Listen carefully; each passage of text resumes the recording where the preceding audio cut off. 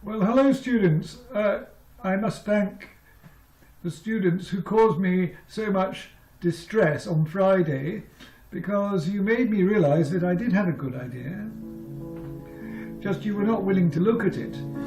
Then I was wondering, why did you resist? And of course I don't think it's your fault. I think it's the fault of the system. But what the system is doing is setting up a limited amount of marks to be scrabbled for by everybody, yes? And there's a limited amount of time. So towards the end of term, you are quite simply scared stiff about not getting the right number of marks. So you won't bother to watch what Martin might even have planned for the lesson or try and learn something. No, you spend that time desperately trying to put into your mind a few more facts for probably the test in the next lesson.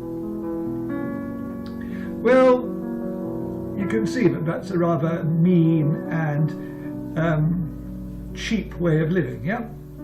If we all lived like that, I don't think we would ever have the Eiffel Tower or the Forbidden City, you know, or the City of London. We would have nothing beautiful, we would have no fine music.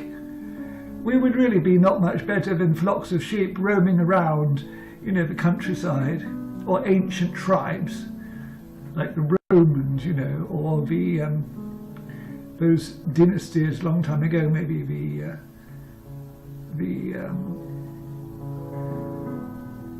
Song dynasty, maybe, when everything was a bit confused, you know, and nobody was really looking at the big picture.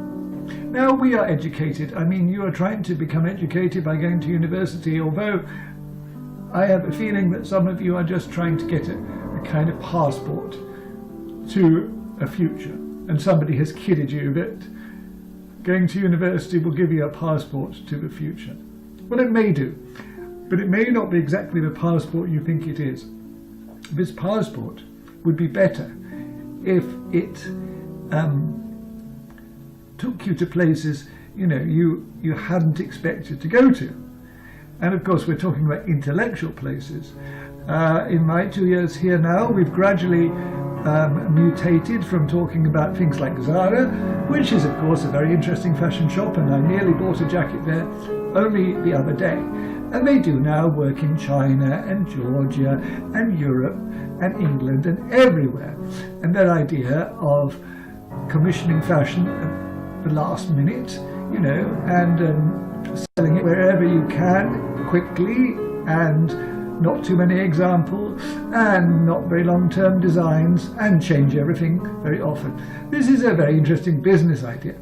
And of course it goes back in a way to the Chinese idea of the Tao, and always being flowing forward, always being flowing forwards and going with the flow and not getting stuck in some system, which, to come back to the examination system, you are stuck in. So we can learn from Zara, but we learned an awful lot more from quite a few other themes I brought in over the last 2 years.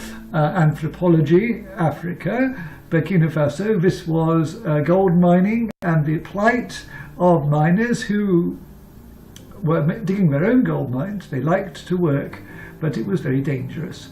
Then we looked at water from fog.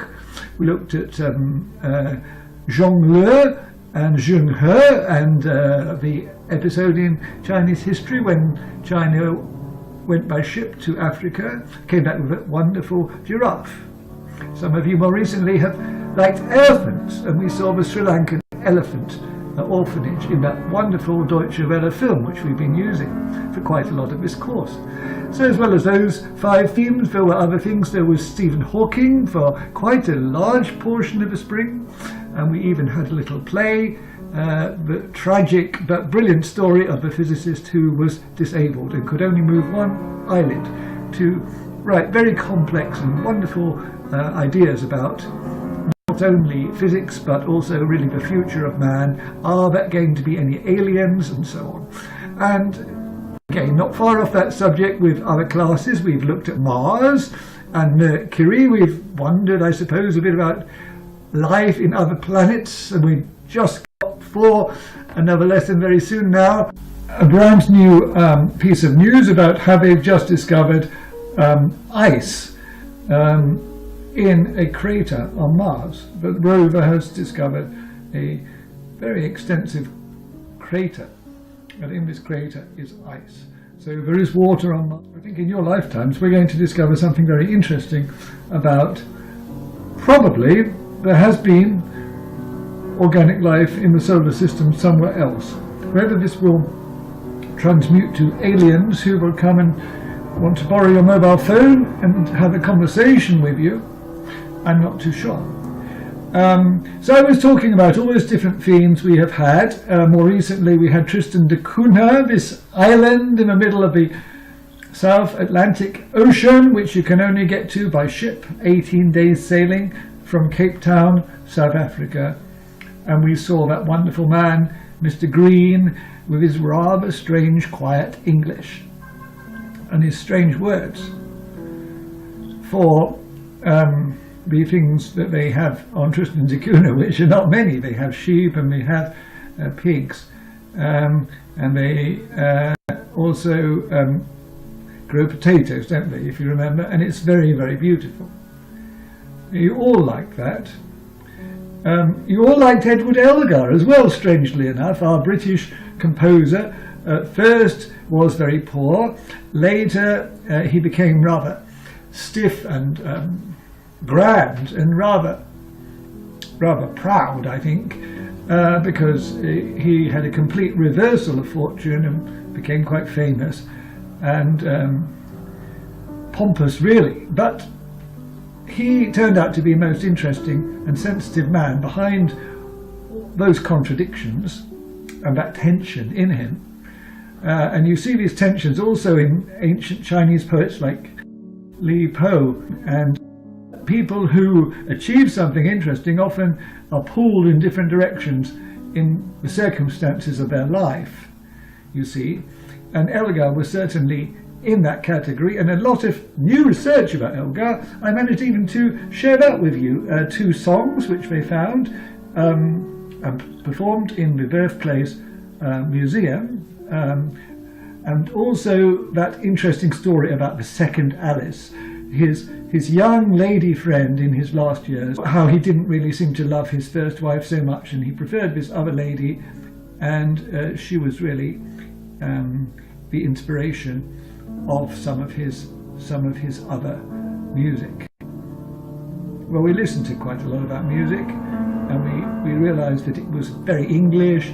He was riding his horse, wasn't he, on the Malvern Hills, and later a bicycle, and it really told us quite a lot about that period at the end of the time of Queen Victoria, when Britain had all these colonies like Sri Lanka, and then Edward, the next king. We saw that wonderful film where somebody presents him with a sword, and we heard the same word, Edwardian, as being the kind of work which Ivan Hitchens didn't want to do, this artist we're now looking at in this film. So that takes us on the full tour, really, of all the subjects I've looked at, taking in music, art. Oh, there was also politics, of course, because with another group we looked at the Manchester Midland Hotel, and there was a Labour Party conference, and then we've also mentioned Brexit, I seem to remember, as a contrasting theme to Sri Lanka, the days when Britain did have this empire, as I mentioned. So we mentioned Brexit, and I showed you the wonderful speech by Starmer in the Labour Party conference, when everybody stood up and clapped, because deep down they really wanted to stay in Europe, I think, and we will soon see if that is what's going to happen. So we've really been right up to the moment. We've shown you real places like Manchester, real events like Starmer, as well as going right back in history to Jongleur, and even with Bronowski, another theme, to Ancient Man. You know, we did that with one class in about April. So all these things have been done, and they've all been interesting.